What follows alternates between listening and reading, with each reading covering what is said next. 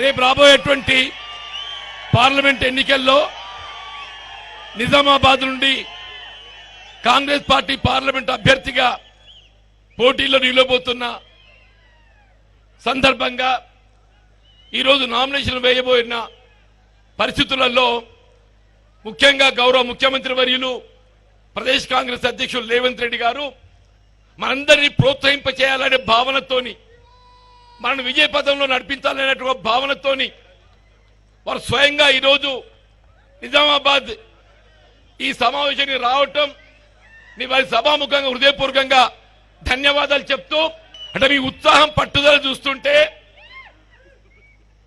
రేపు తప్పకుండా కాంగ్రెస్ పార్టీ విజయం సాధిస్తుందనే ఒక విశ్వాసాన్ని కలుగుతుందని చెప్పంటున్నాను. అంటే వాస్తవంగా నిజామాబాద్ జిల్లాకు ఒక ప్రత్యేకత ఉంది. అంటే యావత్ ఉత్తర తెలంగాణ ప్రాంతానికి సాగునీరు అందింపజేసేది నిజామాబాద్ జిల్లా అని చెప్పంటున్నాను. ఇలా పోచంపాడు ప్రాజెక్ట్, శ్రీరామ్ సాగర్ ప్రాజెక్ట్ ఏదైతుందో యావత్ ఉత్తర తెలంగాణ ప్రాంతానికి సాగునీరు త్రాగునీరు అందింపజేస్తున్నటువంటి ఒక గడ్డ ఈ నిజామాబాద్ గడ్డ అని చెప్పక తప్పదని చెప్పంటున్నా.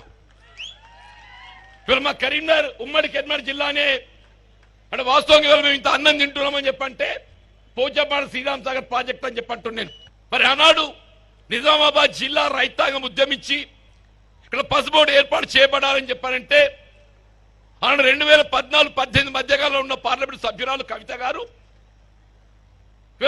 పసుబోర్డు ఏర్పాటు చేయడంలో నిర్లక్ష్యం వహించి ఆనాడు ఏదైతే ఎన్డీఏ ప్రభుత్వంతో కేంద్రంలో ఉన్న ఎన్డీఏ ప్రభుత్వంతో సత్సంబంధాలు కలిగి ఉండి కూడా పసుబోర్డు ఏర్పాటుకి ఏదో నిర్లక్ష్యం చేయడంతో దానికి తోడేదైతుందో ప్రైవేట్ రంగంలో నడుస్తున్న చక్కెర కర్మాగారం ప్రభుత్వ పరంగా నిరూపించాలని చెప్పి తలస్తే 2015లో దొరసాని ఉన్న చక్కెర కర్మాగారం మూసేసిందా.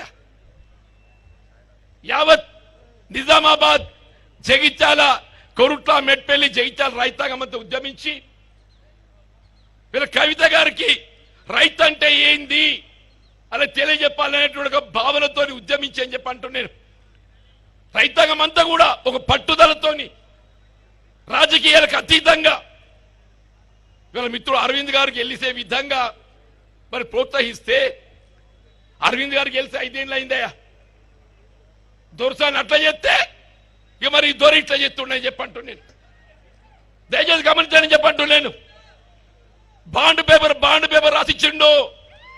5 రోజులలో ఏదైతే పసుబోర్డు ఏర్పాటు చేస్తా, పసుపుకు మద్దతు ధర కల్పిస్తా, ఎర్రజొన్నల మద్దతు ధర కల్పిస్తా. 5 రోజులు కాదు కదా నాయన, 5 ఏళ్లు గడిచింది. నేను గౌరవ ముఖ్యమంత్రి గారికి ఈ సభాముఖంగా సవినయంగా మనం చేస్తున్నా చెప్పంటున్నాను. ఇలా పసుపు నాణ్యత పెంపొందించబడాలి. ఇవాళ చక్కెర కర్మాగారం పునః ప్రారంభమయ్యా. వాస్తవంగా చెప్పంటున్నాను. ఏ ప్రభుత్వం, ఏ రాజకీయ పార్టీ కానీ ఒక విధమైనటువంటి ఒక క్రమశిక్షణ, ఒక నిష్ఠ ఉండాలని చెప్పంటున్నాను. వీళ్ళ కాంగ్రెస్ పార్టీ ఎన్నికలు చేసిన వాగ్దానానికి అనుగుణంగా పెద్ద రేవంత్ రెడ్డి గారు ముఖ్యమంత్రిగా బాధ్యతలు చేపట్టడంతోనే ఎన్నికలో ఏ చక్కెర కర్మాగారం పునఃప్రారంభం చేయడం జరుగుతుందని చెప్పని వాగ్దానం చేయడం జరిగిందో దానికి అనుగుణంగా చక్కెర కర్మాగారాల ఏర్పాటుకు సంబంధించి తక్షణమే పరిశ్రమ శాఖ మంత్రి మిత్రులు శ్రీధర్ బాబు గారి ఆధ్వర్యంలో సబ్ కమిటీ ఏర్పాటు చేసిండ్రు. శ్రీధర్ బాబు గారు ఏదైతే భోజనం పర్యటించిండ్రు, మెట్పల్లి పర్యటించిండ్రు.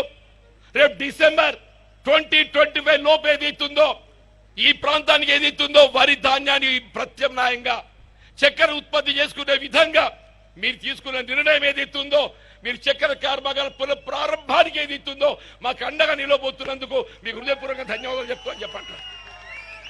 అంతేకాదే రైతు రుణమాఫీ అని చెప్పంటున్నా. పెద్ద రేవంత్ రెడ్డి గారు ఏదైతుందో ఆగస్టు 15 డెడ్ లైన్, రేపు ఖరీఫ్ పంట నాటికి ఏదైతుందో రైతు రుణం చెల్లించిన అవసరం లేకుండా రైతు రుణమాఫీ చేయడానికి ఏదైతుందో వీళ్ళు తెలంగాణ రాష్ట్ర ప్రభుత్వం కట్టుబడుతుందని చెప్పంటున్నా. నువ్వు మాఫీ చేస్తావే? కనీస మద్దతు చట్టబద్ధత అని చెప్పంటున్నాను. వీళ్ళు ఈ ఎన్నికల పోరాటం ఏదైతుందో పెట్టుబడిదారి వర్గాలకు, రైతాంగానికి ఏదైతుందో జరుగుతున్న పోరాటంగా నేను అభివర్ణిస్తామని చెప్పంటున్నా. ఇలా రైతు రుణమాఫీ చేయమంటే సోమరిపోతాయి సమయం. అదే పెట్టుబడిదారి వర్గాలు దాన్ని అమ్మాలంటే వాడికి ఏది ఇస్తుందో లక్షల కోట్లు ఎన్పి అకౌంట్ నెపంతో తీస్తుందో వారికి మాఫీ చేస్తే వాడు సోమరిపోతు కాడే. వీళ్ళ కాంగ్రెస్ పార్టీ రైతాంగాన్ని అండగలిచే పార్టీ అని చెప్పంటున్నాం.